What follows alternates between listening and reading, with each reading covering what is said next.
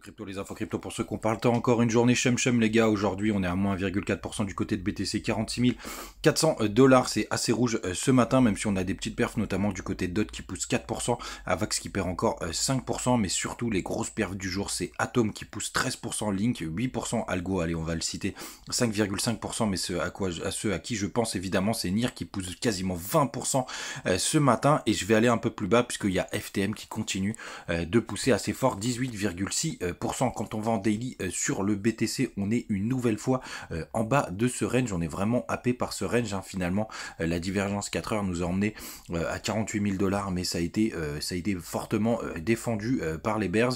Là, en tout cas, on est en bas du range. Il faudrait vraiment qu'on ne le tape pas trop souvent pour éviter de casser quand même ce support.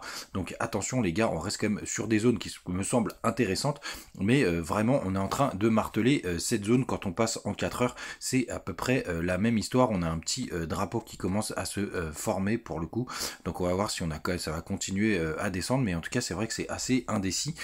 Faites attention à vous les gars, sachez que je surveille toujours le 3 jours puisque c'est vraiment pour moi le signal qui permettra de repartir, en tout cas d'être le point de départ pour repartir vraiment dans une tendance haussière. Si on y arrive, ça reste vraiment assez costaud. Sinon Trésor, j'espère qu'ils vont enfin lancer le trading ce matin. J'attends depuis ce matin pour voir dans quel sens ça part, mais surtout la news du jour les gars, c'est que Winkiverse, ça y est, ça y est, c'est listé aujourd'hui sur Uniswap et d'autres exchanges décentralisés, je sais plus lesquels c'est. Enfin en tout cas, n'hésitez pas à aller jeter un œil sur Winky. Je pense vraiment que ça peut partir assez fort ce listing aujourd'hui. Il se passe vraiment plein de choses en ce 4 janvier.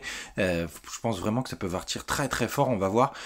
Par contre, faites gaffe les gars sur les sorties d'ICO, ça peut monter très haut et puis après avoir un dump quand l'euphorie commence à se calmer. Donc c'est vraiment le sujet du jour. Sinon les gars, dernière chose, pardon, j'allais oublier le max pain price pour cette fin du mois de janvier, pour le 28 janvier, il est entre 50 et 55 000 $. Donc souvenez-vous, le mois dernier, la grosse expiration c'était 48 000 $, on a fini vraiment juste en dessous.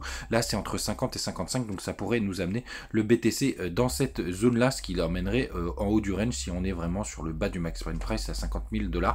Faut l'avoir en tête, mais c'est vrai que je l'ai pas trop privilégié le mois dernier, mais ça reste quand même une target qu'il faut avoir et qui peut être assez cohérente si on reste dans le range et voire plus haut, et là ce serait aussi une très bonne nouvelle. Faites attention à vous et à demain.